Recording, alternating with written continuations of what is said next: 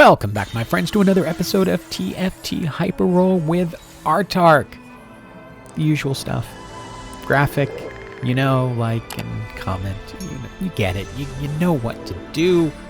Let's get to the build. This one is so much fun to do, but it does require you get the right augments and everything kind of work really well. But when it works, oh boy, does it work. So let's get into it.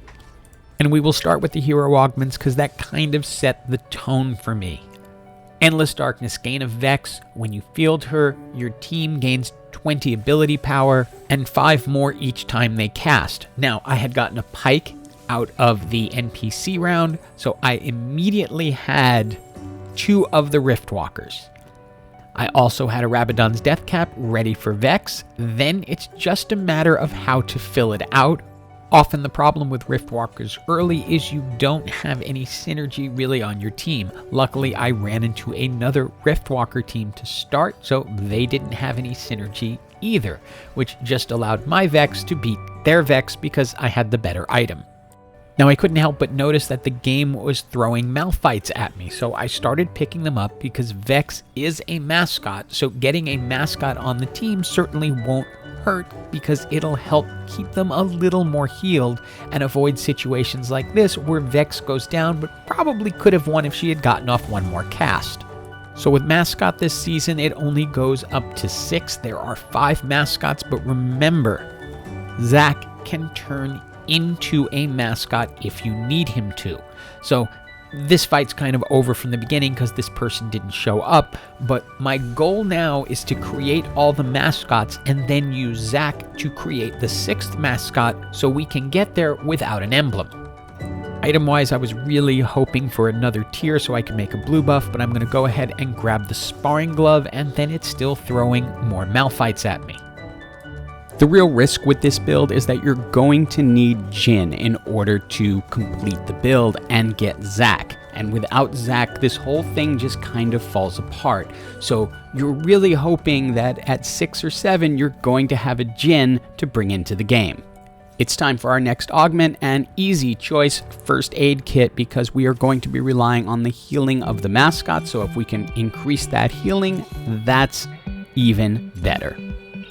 The other susceptibility in this build is, of course, to the Hackerman, because if they get in on Vex and take Vex out, you're going to be in trouble. You don't run into it as often as you would think, as usually only 1 or 2 are running Hackerman, and once you're down to just facing them, you can protect against it. But luck always plays a part, and we are extremely lucky to pick up a Jhin at 6-1. We put him in, and that will create Zac, who starts off right next to Pyke, so he starts off as a hacker. I move him over. That would make him a renegade because he'd be picking up from Jhin. Move Jhin over. Now he is an additional mascot because he is going to pick up the bottom trait of whichever Riftwalker he is closest to. And as you will see in this match, the name of the game is going to be healing and, of course, getting Vex up to 2 stars. Right now, Vex is still at 1 star without all their items. We really need them to improve on that, but you can see how the healing is going to allow us to ultimately hold in. Once we get our 6th mascot, which is Nunu, it should all come together, especially with the First Aid Kit.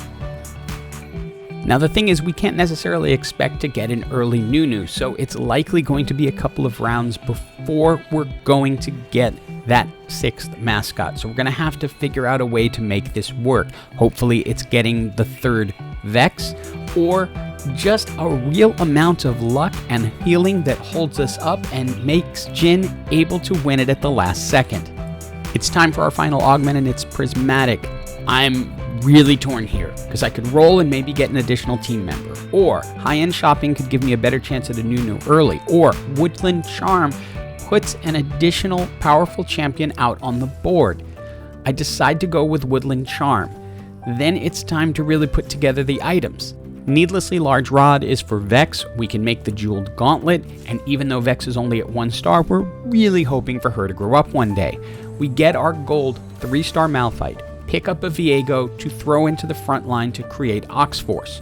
Now it's a matter of what items go where. We can go ahead and put the Dragon's Claw onto Malphite, which is healing on top of healing, kind of on top of healing, which is going to make Malphite near immortal. You can see it right here as he basically shrugs off a Misfortune ult and goes back to full health. Knocked down to a quarter, nearly back to full health. Able to just stand there, take damage, and allow the rest of our team to finish them off. And this has got to be just a frustrating team to face, because look at the amount of healing that is coming in. And once we get up to 6, I think it's going to be nearly impossible for someone to beat it. Malphite is barely scratched at the end of this fight. It's time for a couple of item choices, and we're thinking Jhin items at this point. I've brought in a Samira just to act as an ace right now, as probably just a good unit to have in to help out. We get the Infinity Edge for Jhin and then the Death Blade, so he can be hitting hard. We got our Nunu, so now we have the 6 mascots. We're just looking, hopefully at some point, to a 2-star Vex. We've gone ahead and sold Samira to pick up Leona, as she will make a 3rd Renegade. So we've also locked for the 2-star Jhin, all before the 2-star Vex, but it will all work out because our team is really, really hard to take down. Notice again, Malphite and even Malphite's clone are not going anywhere. They are just standing there, being healed, and ending with full health. And now we're starting to get into the point where it's almost a little bit silly. Nothing's dying. Everything is just being kept alive. Ultimately, Viego ends up getting knocked out right there, and then Malphite's clone is going to go down, but that's it against a really strong Mecha Prime team. Which leads us into the top 4. It's time for our final 2 items, and it's all about the Yeti.